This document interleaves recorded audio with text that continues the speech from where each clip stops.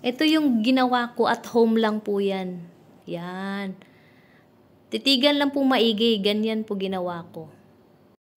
Para lang pong isaw yung tinuhog, ito is about to dikit na po siya.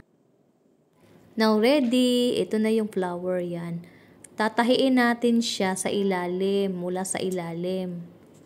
Pero I think hindi siya pwedeng tahiin. Parang mahirap mula sa ilalim tutuhog ka. Medyo makapal kasi siya mga mads.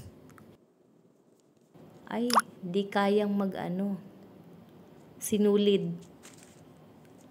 Parang hirap eh. Kaya susunugan na lang natin ng glue. Ididikit natin siya using glue. Dahan-dahan sa pagsunog mga mads, mapasok kayo. Dikit agad yan mga mads kasi makalat yan eh. Ang bilis mag-dry, magtuyo, kaya dikit agad. I-timing nyo lang, tapos makalat kasi yan, kaya dahan-dahan sa pagdikit at dahan-dahan sa pag-glue, pagsunog. Tapos sa gilid niyan, at least 3 times tinahian nyo para in case na mag-dry yung glue, matanggal siya. May kakapit pa siya, 'di ba? May kakapitan pa, nakapit pa siya kasi natahi nga sa gilid. Hindi mahulog yung bulaklak sa gitna. Yang daisy na button mga mads, galing yan sa lumang hair clip ko. Tinabi ko kasi nakyutan lang kasi ako. Kaya dinikit ko siya dyan. Tahiin nyo pa mga mads dito sa yan, next niya. Sa may ibabaw. Dahan-dahan lang, kahit tipirin nyo yung sinulid. Kahit isang strand lang na sinulid, kahit hindi doble para hindi siya masyadong halata. Yan, hindi ko tinapon, pinaka maikli na. Yan, manipis lang kasi na sinulid, black yan ang ginamit ko, kaya hindi siya makapal. Kasi may mga sinulid na makapal kasi. Sa likod, gawan nyo din sa likod, tahiin nyo din. Sa likod din, para makapit siya mga mads, hindi siya matanggal. Di ba may hahawak sa flour, para makapit siya mga mads. Tatalian. Yung tela nito mga mads, ito yung damit ko na see-through, chiffon, pinatahi ko, tapos nagkamali yung mananahi sa may liigan, ang pangit ng design, kaya tinabi ko na, tapos pinagunting-gunting ko kasi inisip ko, ipapatahi ko pa ito or ako lang magtahi. Pero hindi ko na kaya inisip ko, gawin ko ng bulaklak. Now, hair clip, bago ilagay, tatahian muna natin siya. Para mas lalo siyang mag-intact yung tela sa likod. Yung likod niya. Itong likod na to. Para mas lalong mag-intact yung tela. Double tahi muna.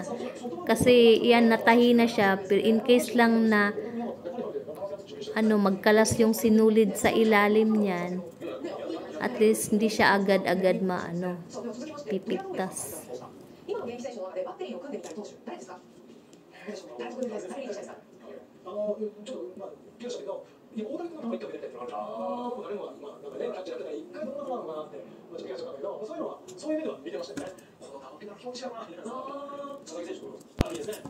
Ito, ididikit na natin. Didikit na, dahan-dahan. Tinahian ko yan sa likod, yung green na yan. Yung green na yan, galing yan sa likod ng tela ng likod ng damit ko. Yung mga name tag ng damit, yan, pwedeng tanggalin po. Ipulupot dyan, tapos tahiin. Para magkapit siya tela to tela. Kasi pag stainless to tela, may tendency magluluwag siya. Pag matagal mo nang gamit yung hair clip, may tendency na matatanggal siya mabilis. Kaya mas maganda, tela to tela yung magdikit, mag-ugnay dyan sa glue. Tela to tela. Kasi matibay siya. Madikit talaga siya pag tela to tela. So, di siya basa-basa matatanggal kasi tela to tela. Yeah, maganda na. Maganda na. Malapit nang matapos, mga mads. Madikit na po siya.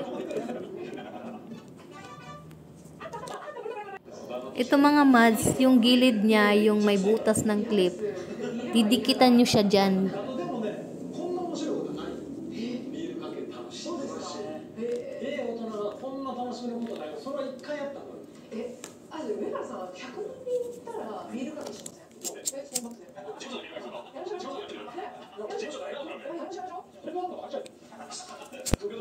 Sunog, then dikit.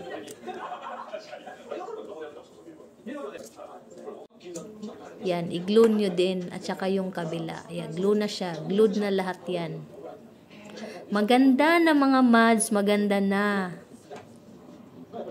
DIY ko lang yan, sariling gawa.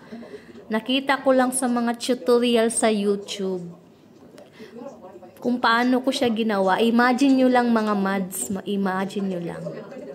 Magagawa nyo rin yan, mabilis lang.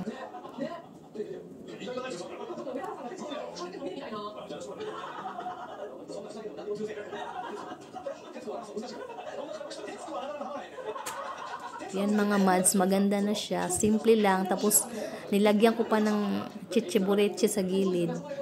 Makikita nyo yan sa huling video na to. Ganda na siya. Ang ganda na niya. Madikit na po siya. Hindi na siya gumagalaw.